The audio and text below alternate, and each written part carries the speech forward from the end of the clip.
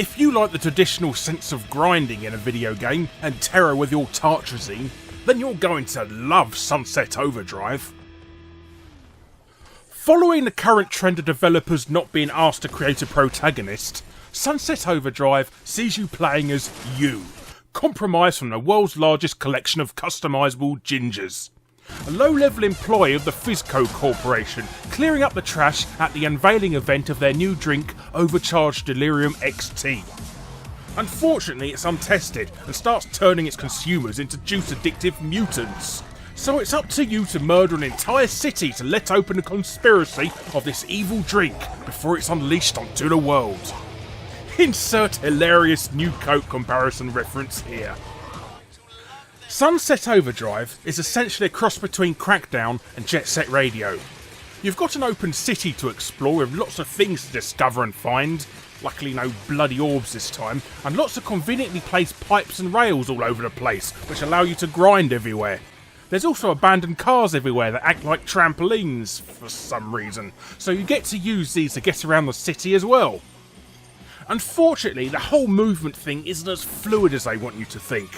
I mean, it's great fun when you're on a roll and you're leaping about from place to place like a Red Bull infused Spider-Man, but the second you screw up, or there's no rails where you're going to next, you'll crash onto the floor, and it takes ages getting back up, which happens a lot more than you think due to the city being designed more for aesthetics than gameplay.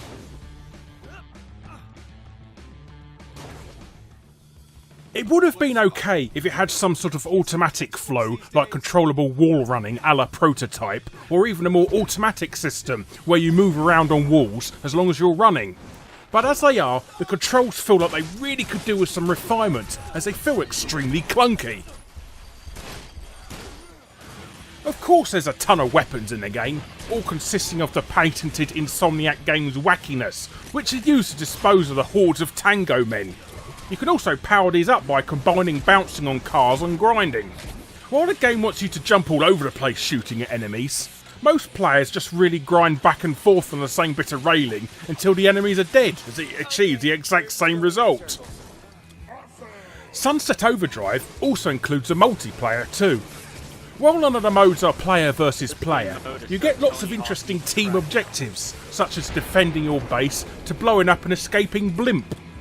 I did find myself enjoying the multiplayer a lot more than the actual campaign, and it's definitely Sunset Overdrive's strongest aspect. Unfortunately, the amount of missions is limited, so it can get repetitive really quickly.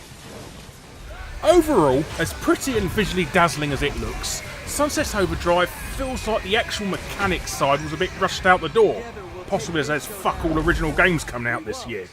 A little tweaking on the controls and a little more variety in the missions, and maybe the inclusion of a co-op campaign, would have made this game a classic. But unfortunately, for what it is, it's fun for a while, and not a bad game by all means. But it'll soon be gathering dust in your collection as soon as another game comes along. Don't forget to click on that subscribe button below and be first to see future gaming videos and reviews such as this. And why not check out some of my other recent reviews below? But thanks for watching, peoples!